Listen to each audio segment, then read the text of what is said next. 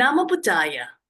and welcome to the Buddha Dharma TV Saturday program. I am Lisa Chu. Today, we will start with a Dharma talk, a song, followed by our weekly Jataka tales.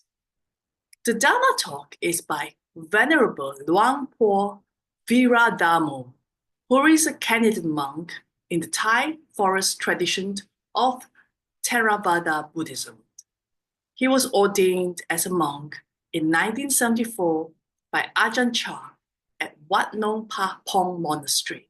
and became one of the first residents at Wat Pa Nanachat, the international monastery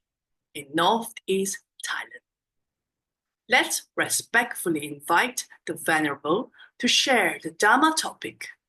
mindfulness in the digital age, with us. Happy winter solstice. Nice to be with you, and nice to see such a large congregation interested in Dhamma. Last night we started a retreat. One of the models of teaching I use a lot is I referenced this yesterday evening, is a kind of reformulation of the Four Noble Truths that Luang Por Dun presented in Thailand. Luang Por Dun was a contemporary to Luang Por Mun. So his reformulation goes like this: the mind going outside is the cause. The result of the mind going outside is suffering. The mind knowing the mind is the path. The result of the mind knowing the mind is the end of suffering. Again, the mind going outside is the cause. So we were just talking about ChatGTP and digital devices, which is an obsession we're all having now. Just think about having a digital device and always scrolling through. That's the mind going outside. It's now, its attention is absorbed into an external object. So the mind, and now that might not feel like suffering, but what it is, it's a preoccupation with the changing phenomena of life. In this sense, the feeds you're looking at, the Facebook you're looking at, whatever. The mind going outside is the cause. The result of the mind going outside is suffering. Why is that suffering? Well, it might be entertaining, right? It might be interesting. You could even be like looking at some kind of Buddhist text. But as long as our mind is always paying attention to external objects, we can never realize the silence of the objectless, the background of consciousness, the peace of the mind, nibbana, the island, the uncreated, the unoriginated, the unformed. So my sense of this practice is to come back home, to the background, to the silence of the mind. So the second part of the teaching is the mind knowing the mind is the cause. The result of the mind knowing the mind is the end of suffering. So if you look at that example of someone who's digitally obsessed, you can see that they're constantly consuming, which is kama tanha, the desire for sense experience. So the person is consuming the data, but also being consumed by it, because they're now totally out there, as it were, out there. And then they're not available. And I use this language a lot. I think of availability and preoccupation. So as long as I'm preoccupied with an object, I'm preoccupied with anicca dukkha anatta, with things which change. There's nothing morally wrong about that. It is as it is, and we have to be preoccupied in certain ways, but we cannot possibly realize the silence of the mind, the peace of the mind, the stability of the mind if we're always out. The mind knowing the mind then is like, let's say you put the digital device on your counter, and then you just look at it, but you don't scroll through it. Just look at this digital device, and then you see the mind wanting to go out and reach and just check a Facebook or let's look at WhatsApp, or whatever it is. Now that's the mind wanting to go out. But if you know that, oh, this is the feeling of wanting to go out, and you witness that, then that's the mind knowing the mind. When the mind knows the mind, then that tendency to always have to go out is now known, and you have a choice. The more addicted I am to going out all the time, the more I do that, of course, the more difficult it is. So I might look at the monk said, okay, 5 minutes. Just watch your digital device. Just look at it. And after 2 minutes, you say, well, that was a bad idea, and you pick it up and you look at it.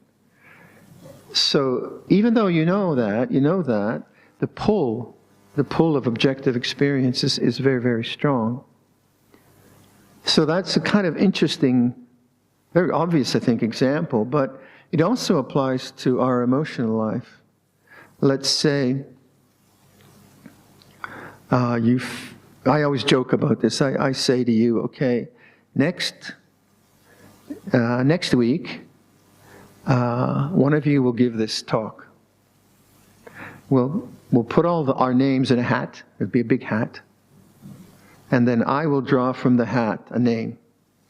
And one of you will have to give this talk. If your name is announced, what will you be? You'll be probably anxious, because most people are afraid of giving public talks, right? So that anxiety is a condition. It's emotional data, shall we say. It arises because it causes some conditions, because of what we call maybe performance anxiety. And that's natural. It's natural to feel anxious. If the mind knows the mind, then you can see, oh, anxiety feels this way. And you bear witness to it, but you don't get reborn into the feelings of anxiety through thinking. You don't, if you go out, if the mind goes out now and grasps the anxiety, then you start thinking anxious thoughts. What am I going to say? I don't want to do this. I'm leaving town. Or you write an essay, or you do all kinds of things. Now, the mind has gone outside. The mind going outside is the cause. The result of the mind going outside is suffering. But then but then at some point you wake up, oh, anxiety feels this way. The mind knowing the mind. It's a kind of on-off switch. So one of the things I like to try to encourage people to do is pay more attention to the background. And that's what I like the word I use. So, like if you just do this with me, I often do this. So, just listen to sound, and let the sounds come to you. Don't choose a particular sound. Just let the sounds be what they are.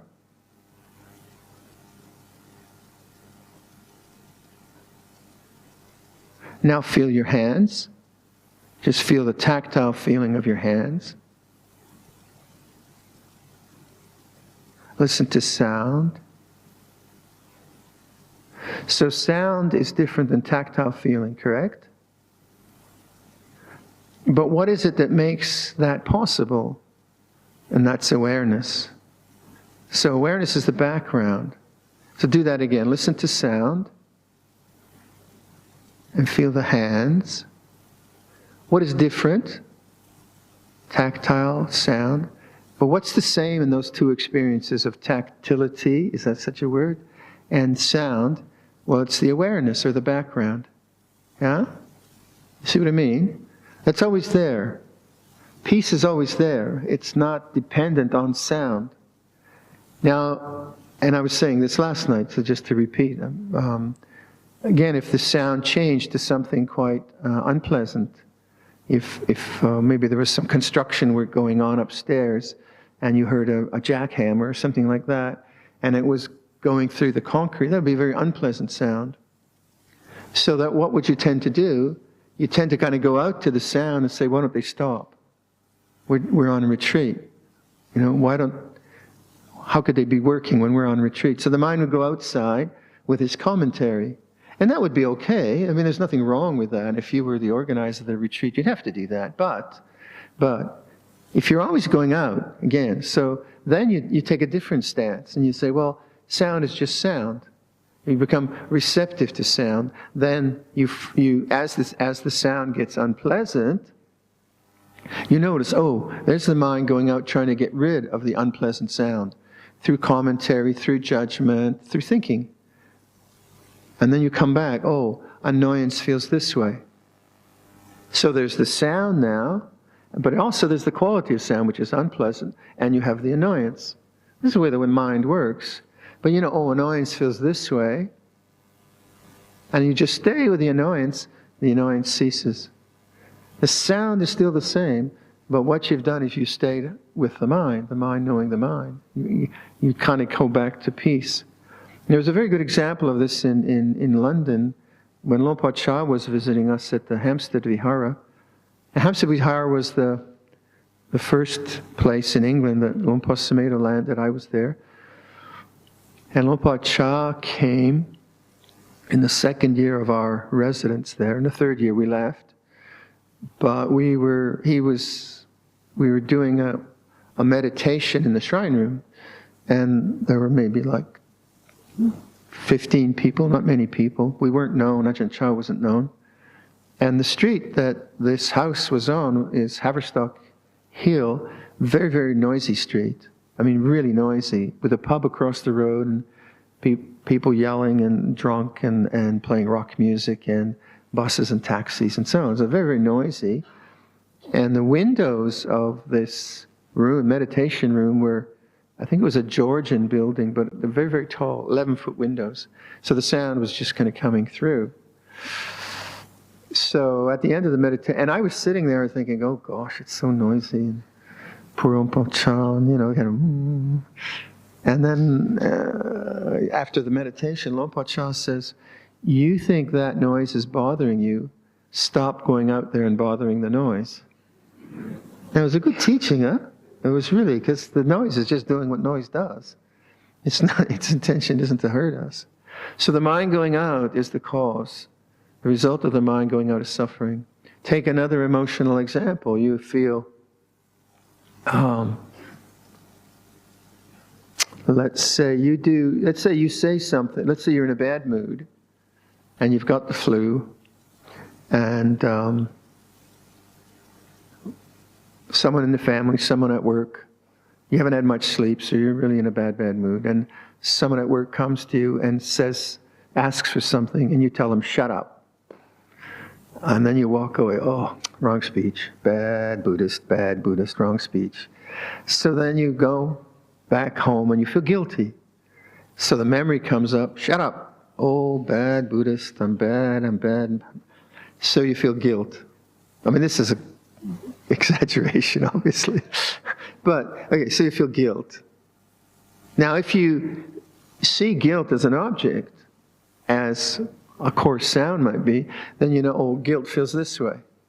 And you can make a determination to try to practice right speech, or you can say, well, I was tired, may I be well and happy, whatever, but you know guilt is guilt. The mind, knowing the mind, then it's not a problem. It's unpleasant, but it's not really a problem. The mind going outside, then what would that be? Well, you'd feel the guilt, and then you start thinking guilty thoughts. I'm hopeless, and I'm pathetic, and what kind of a Buddhist am I? Or you'd start to maybe even like send metta to the person you insulted. May you be well, may you be well, may you be well. But actually you'd be suppressing the guilt. You can make it even more complicated. That's the mind going outside, mind going out into an object. So the khandhas, or the ayatana, different ways we talk about, I just say object myself. And I use the word stream of consciousness. So an emotion is an object in awareness. A bodily feelings, a painful knee is an object in awareness. The taste of sweetness is an object in awareness.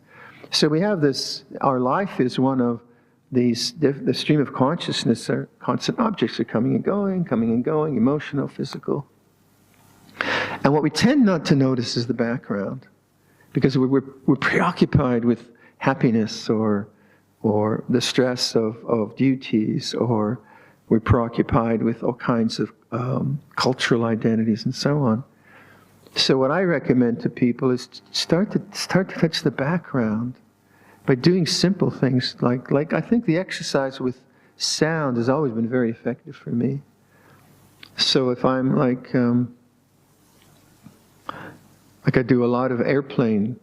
trips now, you wouldn't believe how many air miles I get now. Fabulous amount of air miles. But then, there'll be the roar of the plane. It's very loud. And I say, okay, what is not the roar of the plane? So the roar of the plane is irritating. It just kind of wears you down physically. And then I use that, so that's unpleasant. And then what is it that knows that? And then I come back to the silence of the mind. Because within the noise, there's also silence. Because that's awareness. Awareness has no real quality. So my sense of it is, if you train with something, a very simple sense base like sound, and you understand that principle of this experience is in awareness, and that awareness is like the container, or that awareness is conscious space, or as I was saying, I think last night I gave the analogy of if you have a document printed on white paper, the print is black, the paper is white, the white is the background, the print is the foreground. You don't tend to notice the background when you're reading a book. You're always in the foreground, reading. The foreground could not, the print could not exist without the page. So in a sense, that's when I refer to the background, or awareness, or knowing, or consciousness, that's what I'm trying to point to. That this experience of us sitting here could not take place if there wasn't space and consciousness. Couldn't happen. We'd all be just congealed into some kind of a mass. So if you take that physical analogy, like, you don't tend to notice space. When you come into the room, you kind of notice, oh, that's a spacious, but then you tend to look at who's here, what's the architecture, what are the color of the walls, or you don't notice anything. You just kind of bumble along and you sit down. So, but what would you need to do to notice space? You'd have to take your attention away from objects. Like just to notice space in a room, what do you have to do? Well, I have to stop looking at the sign or looking at the color. I have to just relax my mind, and then I notice space. Awareness is like that. Awareness has a quality of space. It's boundless. And now that isn't something you do through hours and hours of meditation, right? You can do hours and hours of meditation, but that's not, awareness is always there. So for me, the Nibbana Sutta is very, very important. And I always run it parallel to the Four Noble Truths. So in the Nibbana Sutta, and there are several, I think in the Udana there are 4 or whatever. And the one I like is there is the unconditioned, the uncreated, the unoriginated, the unformed. If there were not the unconditioned, the unoriginated, the unformed, the deathless, there would be no release from that which is born and dies. So when I first came, as a layman even, I was struggling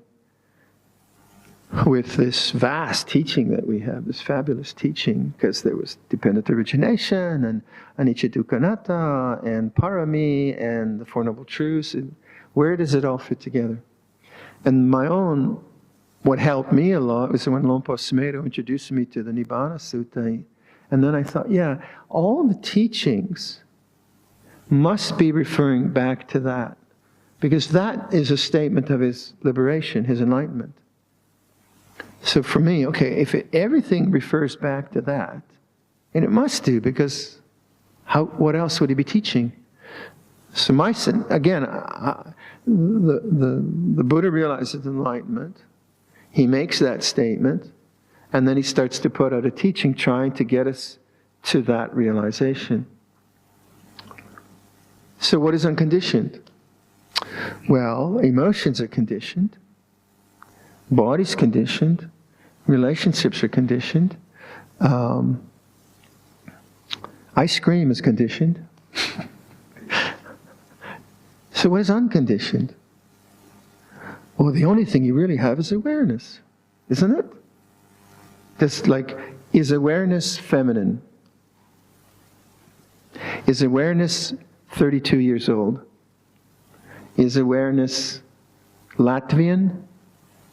Is it Malaysian? Does awareness speak Malaysian English or Canadian English? I'm just discovering Malaysian English. So you off the lights. You don't switch the lights off. It's quite fun listening to Malaysian English. You off the lights. It works. It works. Anyway, is awareness Malaysian English or it's not? It doesn't have a quality. It's not conditioned. Is awareness dependent on time? I don't think so, because like one of the ways I like to think about that is, one of the ways you could think about awareness is like presence. We all know we're here, yeah? We're not there, we're here, wherever here is. And when you go to the washroom or you go home, is presence ever absent? Like, isn't presence always there? Isn't consciousness always there? If it was ever not there, how would you ever function? How could you possibly function? So there is a sense of presence, or awareness, or witnessing, many ways, or knowing. And that is always available.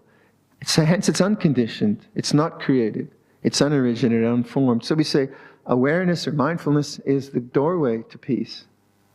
And a doorway participates of the interior and the exterior, correct? It is of both spaces. So certainly our attention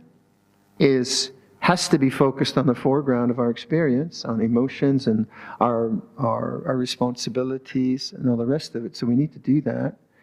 But also awareness refers to the background. It's the doorway. So we say it's the doorway to the deathless. And what I find really interesting is I like the foreground. I have fun in a monk kind of way.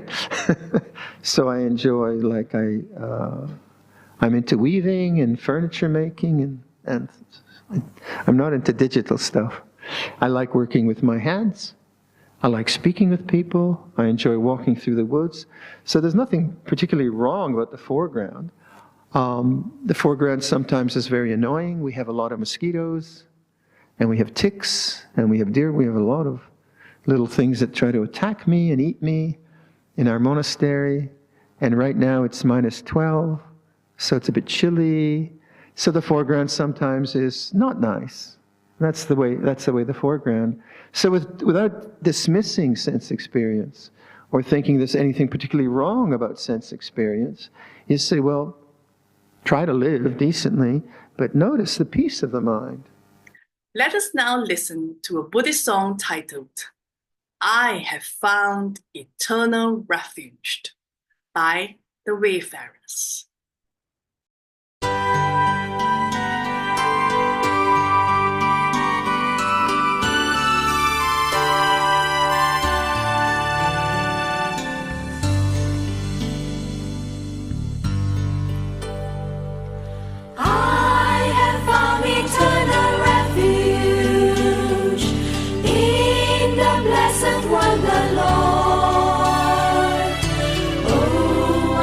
What joy and comfort this assurance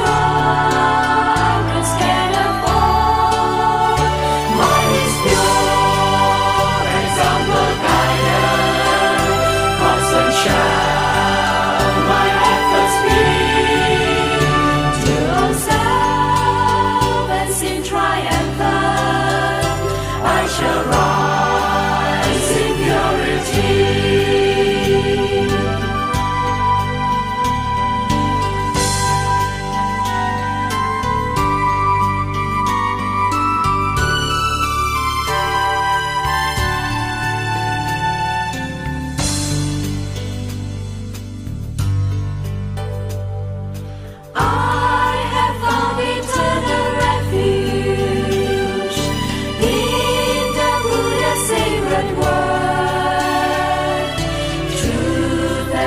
kingdom's priceless treasure. By His love on men conferred, let His glorious power revealing out of earthly war and night. He will lead me safely onward to nirvana's joy and light.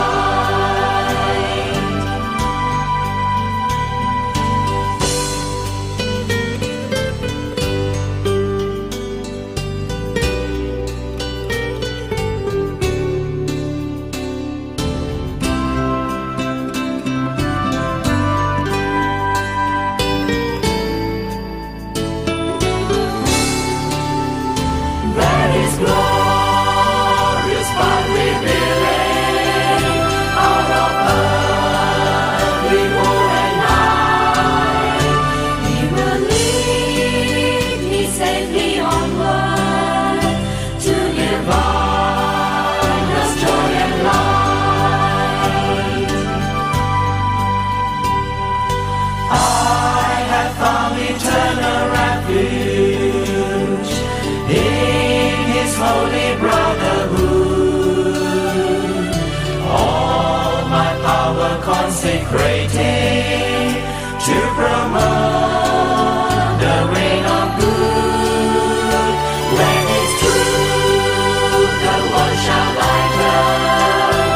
as the sunlight from above. All the hearts of men uniting evermore in peace and love.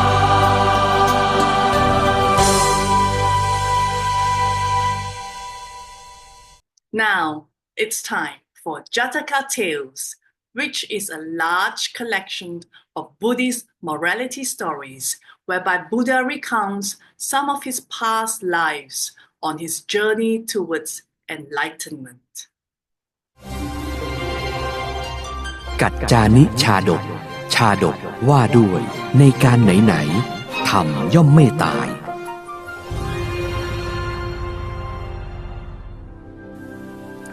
ในสมัยพุทธกาลเมื่อครั้งที่พระบรมศาสดาสัมมาสัมพุทธเจ้าประทับอยู่ณพระวิหารเชตวันทรงปรารภถึงอุบาสกผู้เลี้ยงมารดาคนหนึ่ง อุบาสกผู้เลี้ยงมารดาผู้นี้เป็นบุตรในตระกูลผู้ดีแห่งเมืองสาวัตถีเป็นคนที่มีมารยาทงามครองตนอยู่ในศีลในธรรม ครั้นในเวลาต่อมาเมื่อบิดาถึงแก่กรรม อุบาสกผู้นี้ก็ดูแลมารดาของตนเหมือนเทวดาในบ้านทุกวันเขาจะจัดน้ำล้างหน้าบ้วนปากไม้สีฟันน้ำอาบน้ำล้างเท้ารวมทั้งจัดหาอาหารเป็นข้าวยาคูอย่างดีให้แก่มารดา ท่านแม่ข้าได้เตรียมน้ำและข้าวยาคูให้ท่านแล้วนะครับ จ้ะขอบใจเจ้ามาก ผู้เป็นมารดาเห็นว่าบุตรของตนถึงวัยที่ต้องแต่งงานแล้ว สมควรจะหาใครสักคนมาช่วยดูแลจะได้ช่วยแบ่งเบาภาระของเขาบ้าง ลูกแม่ เจ้าต้องทำงานแล้วก็ดูแลแม่อย่างเนี้ยคงจะเหนื่อยมากเลยล่ะนะ แม่ว่าเจ้าหาผู้หญิงสักคนมาเป็นคู่ชีวิตดีกว่า นางจะได้แบ่งเบาภาระของเจ้าด้วย ข้าไม่เหนื่อยหรอกท่านแม่ข้าดูแลท่านแบบนี้ก็ดีอยู่แล้ว แล้วข้าก็ไม่ต้องการจะแต่งงานด้วย ถ้าท่านไม่อยู่แล้วข้าก็จะออกบวชคงไม่มีใครดูแลท่านแม่ได้ดีเท่าเราอีกแล้วล่ะ ถึงแม้มารดาของเขาจะอ้อนวอนเพียงใดก็ไม่เป็นผลนางจึงคิดคลุมถุงชน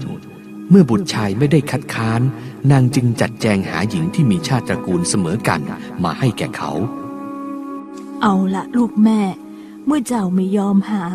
ก็ขอให้แม่เนี่ยได้หาให้เจ้าก็แล้วกันนะ ถ้าเช่นนั้นก็ตามใจท่านแม่เถิด ระยะแรกที่หญิงสาวเข้ามาอยู่ในบ้านนางได้ดูแลแม่ผัวเป็นอย่างดีด้วยคิดว่าจะทำให้ตนเป็นที่รักของสามียิ่งขึ้น ท่านแม่หากต้องการอะไรก็ขอให้บอกข้านะจ๊ะ ขอบใจเจ้ามากนะ มีเจ้าช่วยดูแลบ้านช่องเนี่ยแม่ก็สบายใจเหลือเกิน เนี่ยถ้าไม่เพราะเราอยากให้ผัวรักผัวหลงคงไม่เสียเวลามาดูแลคนแก่หรอก อุบาสกผู้เลี้ยงมารดาคิดว่า ภรรยาของตนดูแลมารดาด้วยความเคารพจึงตอบแทนนางด้วยการหาอาหารรสชาติดีมาให้แก่นางเพียงผู้เดียววันนี้พี่มีน้ำผึ้งรวงเดือน5กับนมแพะชั้นดีมาให้เจ้าด้วยท่านพี่ห่วงใยข้าแบบนี้คืนนี้ข้าจะนวดให้ท่านพี่เป็นการตอบแทนก็แล้วกันนะจ๊ะเมื่อได้รับอาหารรสเลิศจากสามีเป็นประจำนานเข้านางจึงคิดว่าสามีของตนคงต้องการขับไล่มารดาเป็นแน่นางจึงคิดทำอุบายเพื่อขับไล่แม่ผัวออกจากบ้านท่านพี่ดีกับเราแบบนี้คงไม่ไปใส่ใจยายแก่นั่นแล้วดีละเราก็ต้องหาทางไล่นางออกจากบ้านให้ได้ท่านพี่จะได้รักเราใส่ใจเราแค่คนเดียว ภรรยาของอุบาสกผู้เลี้ยงมารดาหลงคิดว่าสามีรักตนเองจนถึงกับลืมดูแลแม่ได้วางแผนขับไล่แม่ผัวด้วยการให้ร้ายต่างๆนานา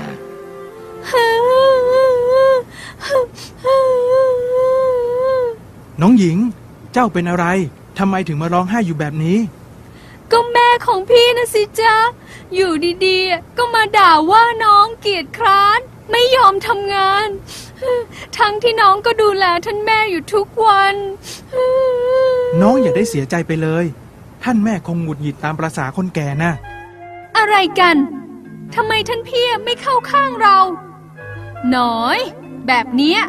ต้องใช้แผนหน่อยแล้วเมื่อแผนการกล่าวหาแม่ผัวไม่ได้ผลนางจึงคิดจะกลั่นแกล้งแม่ผัวให้ได้รับความลำบากทุกวันเมื่อนางจะให้ข้าวยาคูก็ให้ที่ร้อนจัดบ้างเย็นจัดบ้างไม่เค็มบ้างเค็มจัดบ้างแม่หนูข้าวยาคูที่เจ้าเอามาให้แม่เนี่ยมันร้อนเกินไปแล้วมันก็เค็มมากด้วยแม่เองกินไม่ได้หรอกนะร้อนเหรอเค็มเหรอได้นี่ไงเติมน้ำให้แล้วทีเนี้ยจะบ่นอะไรอีกล่ะอ้าวเจ้าใส่น้ำเยอะแบบนี้ข้าวยาคูก็เย็นแล้วก็ชื่นหมดละสิโอ้ยฉันเหนื่อยนะแม่เมื่อกี้ก็บ่นว่าร้อนว่าเค็มฉันตามใจแม่ไม่ถูกหรอกนะฉันทำได้แค่นี้แหละไม่กินก็ตามใจแม้กระทั่งน้ำสำหรับอาบสะใภ้ใจร้ายก็ต้มน้ำจนร้อนจัดแล้วราดลงบนหลังแม่ผัวโอ้ยน้ำร้อนเหลือเกินหลังแม่น่ะไหม้หมดแล้วเจ้าช่วยเติมน้ำให้ร้อนน้อยลงอีกนิดเถอะนอกจากหาเรื่องแม่ผัวแล้วสะใภ้จอมแสบยังเที่ยวบอกเพื่อนบ้านว่าแม่ผัวของตนเป็นคนเรื่องมากเอาใจยากยิ่งนักแม่ผัวของฉันน่ะเรื่องมากสุดๆเลยแหละบอกว่าน้ำที่อาบน่ะร้อนจัดสักพักก็บอกว่าเย็นเกินไปอีกละฉันล่ะน่ะตามใจไม่ถูกจริงๆอุ๊ยตายแก่แล้วยังเรื่องมากอีกถ้าเป็นฉันนะคงไม่ทนแบบเธอหรอกวันหนึ่งแม่ผัวบอกกับสะใภ้ว่าเตียงของนางมีตัวเลือดชุกชุมทำให้นางไม่สามารถนอนหลับได้แม่หนูที่เตียงของแม่เนี่ยมีตัวเลือดชุกชุมตอนกลางคืนมันก็กัดแม่จนนอนไม่ค่อยจะหลับเลยเอาเถอะฉันจะเอาเตียงไปเคาะให้ก็แล้วกันนอกจากสะใภ้ตัวดีจะไม่ได้เคาะเตียงให้แม่ผัวแล้วนางยังเอาเตียงของตนเคาะลงบนเตียงของแม่ผัวทำให้เตียงของแม่ผัวเต็มไปด้วยตัวเลือดพอตกดึกแม่ผัวก็ถูกตัวเลือดรุมกัดทุกทรมานจนไม่สามารถหลับลงได้ต้องนั่งอยู่จนถึงเช้าเอาแม่หนูเจ้าเอาเตียงของแม่ไปเคาะแล้วหรือทำไมเมื่อคืนตัวเลือดเนี่ยมันยังกัดแม่มากกว่าเดิมเสียอีกเมื่อวานฉันเคาะเตียงให้แม่แล้วนะเรื่องมากแบบนี้ใครจะไปดูแลได้เมื่อเถียงสู้ไม่ได้ฝ่ายแม่ผัวก็นิ่งเสียยิ่งสร้างความไม่พอใจให้แก่สะใภ้ที่ไม่สามารถขับไล่แม่ผัวออกไปจากบ้านได้น้อยถ้าเป็นแบบนี้คงต้องเปลี่ยนแผนซะแล้วคราวนี้แกก็ได้ออกจากบ้านแน่ๆเมื่อกลั่นแกล้งแม่ผัวให้ออกจากบ้านไม่สำเร็จนางจึงวางแผนใส่ความเพื่อให้สามีไล่แม่ออกจากบ้านโดยแกล้งบ้วนน้ำลายสั่งน้ำมูกเรี่ยราดไปทั่วบ้านน้องหญิงทำไมบ้านเราสกปรกแบบนี้น้ำลายน้ำมูกสกปรกเลอะเทอะบ้านไปหมดก็แม่ของพี่นะสิน้องห้ามก็ไม่ยอมฟังแถมยังด่าว่าน้องอีกแม่พี่ทำแบบนี้ฉันคงอยู่ร่วมบ้านกันไม่ได้แล้วล่ะพี่เลือกเอาก็แล้วกันนะว่าจะให้แม่อยู่หรือจะให้ฉันอยู่ ผู้เป็นสามีได้ฟังคำพูดของภรรยาก็นิ่งเงียบอยู่ครู่หนึ่งแล้วจึงบอกภรรยาว่า น้องหญิง เธอยังสาวยังสวย จะเริ่มต้นชีวิตใหม่ที่ไหนกับใครก็ได้ ส่วนแม่พี่ท่านแก่มากแล้ว พี่เป็นคนเดียวที่จะเลี้ยงดูท่านได้ น้องจงกลับไปที่บ้านของน้องเถิด ท่านพี่ เมื่อกี้น้องพูดไปเพราะกำลังโกรธ ความจริงน้องก็ไม่ได้ตั้งใจ ไม่ได้ต้องการให้แม่ไปไหนหรอก ถือซะว่าน้องไม่เคยพูดก็แล้วกันนะจ๊ะ นางได้ฟังคำของสามีแล้วจึงรู้ว่าตนไม่สามารถแยกสามีจากแม่ได้ หากต้องกลับบ้านก็ต้องอยู่อย่างเป็นม่าย เมื่อคิดได้ดังนั้นก็กลับตัวกลับใจ ปฏิบัติตนเป็นสะใภ้ที่ดีอย่างเดิม ครอบครัวก็เป็นสุขตลอดมา วันหนึ่งอุบาสกผู้เลี้ยงมารดาไปเข้าเฝ้าพระสัมมาสัมพุทธเจ้าที่วัดเชตวันและได้กราบทูลเรื่องราวทั้งหมดแด่พระศาสดา เดี๋ยวนี้เธอไม่เชื่อคำของภรรยาแต่ในชาติหนึ่งในอดีตเธอเคยเชื่อจนไล่มารดาออกจากบ้านแต่ก็เพราะเราเธอจึงนำมารดากลับมาสู่เรือนอย่างเดิมพระพุทธองค์ตรัสเล่าเรื่องในอดีตชาติซึ่งใจความเหมือนเรื่องราวที่เกิดในปัจจุบันแต่พอภรรยายื่นคำขาดว่าให้เลือกระหว่างแม่กับนางสามีได้เลือกภรรยาและไล่มารดาของตนออกจากเรือนท่านแม่หากท่านอยู่คนในบ้านนี้คงไม่มีความสุขเป็นแน่ท่านจงออกไปจากบ้านนี้เถิดถ้าแม่ทำให้เจ้าไม่สบายใจแล้วก็แม่ก็จะทำตามที่เจ้าบอกหญิงชราออกจากบ้านลูกชายไปอาศัยอยู่กับเพื่อนทำงานรับจ้างเลี้ยงชีพด้วยความยากลำบากฝ่ายสะใภ้เมื่อแม่ผัวออกจากบ้านไปแล้วก็ตั้งครรภ์นางได้บอกกับเพื่อนบ้านว่าที่นางตั้งครรภ์เพราะแม่ผัวออกไปจากบ้านดูสิอยู่กินกันมาตั้งนานไม่ท้องเสียทีพอแม่ผัวฉันตัวกาลกินีออกไปจากบ้านปุ๊บฉันก็ท้องปั๊บเลยฝ่ายแม่ผัวผู้น่าสงสารเมื่อทราบข่าวก็ยิ่งเสียใจและน้อยใจในโชคชะตาธรรมะคงตายไปจากโลกนี้แล้วไม่อย่างนั้นคนจิตใจชั่วอย่างสะใภ้ของเราคงไม่มีลูกและคงไม่มีความสุขเช่นนี้วันหนึ่งหญิงชราได้นำข้าวของได้แก่งาแป้งข้าวสารทัพพีถาดและศีรษะมนุษย์ที่ตายแล้ว3ศีรษะมาทำเตาไฟเพื่อทำพิธีถวายมตกพัดแก่ธรรมในป่าช้าด้วยเข้าใจว่าธรรมได้ตายไปแล้วนางเริ่มก่อไฟแล้วลงน้ำสระผมบ้วนปากสยายผมจากนั้นจึงเริ่มสาวข้าวเพื่อถวายมตกพัดแก่ธรรมครั้งนั้นพระสัมมาสัมพุทธเจ้าเสวยพระชาติเป็นท้าวสักกะเทวราชทรงตรวจดูหมู่สัตว์โลกเห็นหญิงชรากำลังมีทุกข์จึงแปลงกายเป็นพราหมณ์ทำทีผ่านไปทางนั้นแล้วหยุดตรงที่นางดูก่อนกัจจานีเจ้าสระผมนุ่งห่มขาวยกถาดสำหรับนึ่งขึ้นบนเตาที่ทำด้วยศีรษะมนุษย์ยีแป้งล้างงาซาวข้าวจะทำข้าวสุกคลุกงาเพื่ออะไรกันข้าวสุกคลุกงานี้เราไม่ได้ทำเพื่อกินเองแต่เพื่ออุทิศให้ทำก็คือความเคารพอ่อนน้อมต่อผู้ใหญ่และสุจริต3ประการก็คือกายวาจาแล้วก็ใจที่ตายไปจากโลกนี้แล้วท้าวสักกะเทวราชได้คืนร่างเดิมให้นางเห็นและได้อธิบายว่าธรรมนั้นยังอยู่และไม่มีวันตายหรือสูญสิ้นไปไหนเจ้ารู้ได้อย่างไรว่าธรรมะตายไปแล้วธรรมะยังมีอยู่ธรรมะไม่มีวันตายและไม่หายสาบสูญไปไหนถ้าธรรมยังไม่ตายทำไมคนใจบาปอย่างสะใภ้ของข้าจึงมีชีวิตอย่างเป็นสุขล่ะนางไม่มีลูกพอไล่ข้าออกจากบ้านได้กลับได้ลูกและใช้ชีวิตอย่างสุขสบายในบ้านแต่ข้ากลับถูกทอดทิ้งให้อยู่อย่างโดดเดี่ยวถ้าอย่างนั้นข้าจะทำให้สะใภ้และลูกของนางกลายเป็นขี้เถ้าเดี๋ยวนี้เดี๋ยวก่อนท่านอย่าทำร้ายพวกเขาข้าเพียงต้องการอยู่กับลูกชายลูกสะใภ้และก็หลานเท่านั้นถ้าเจ้าต้องการเช่นนั้นก็ตามใจเจ้าเถิดด้วยอานุภาพของเราลูกชายและสะใภ้ของเจ้าจะสำนึกได้และมารับเจ้ากลับไปด้วยอานุภาพของท้าวสักกะเทวราช บันดาลให้ลูกสะใภ้ระลึกถึงคุณของแม่ พวกเขาได้ตามหาและพาแม่กลับมาอยู่ด้วยกันอย่างมีความสุข แม่อยู่นี่เองกลับบ้านเราเถิดข้าสำนึกผิดแล้วแม่กลับไปอยู่ด้วยกันเถิดต่อไปฉันจะดูแลแม่อย่างดีเลยนะจะไม่คิดร้ายกับแม่อีกพวกเจ้ารู้ผิดชอบก็ดีแล้ว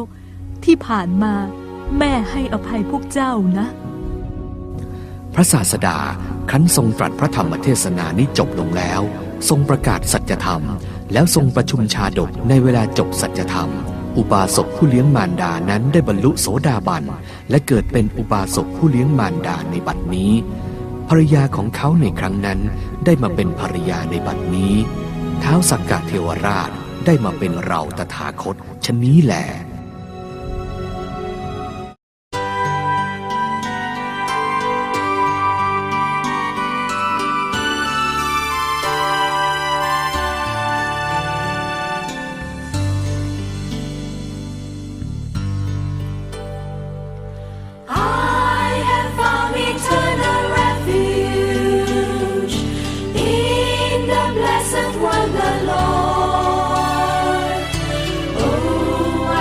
What joy and comfort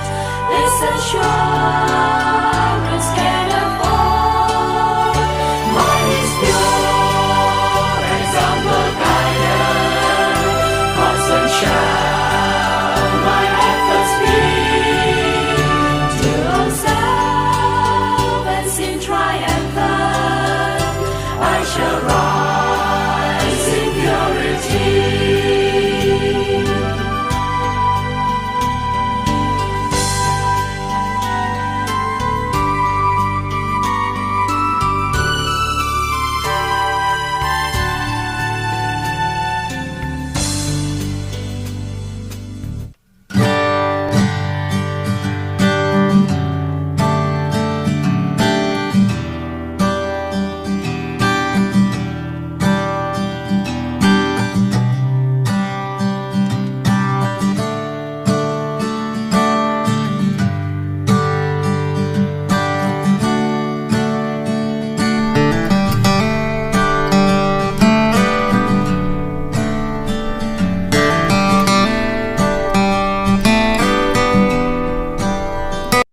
That concludes today's program. If you have any questions about the contents of our broadcast, please feel free to reach out to us at info@buddhadharmatv.com.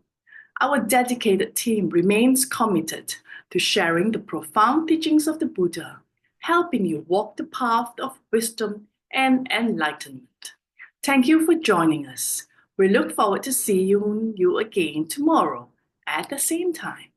Namo Buddhaya.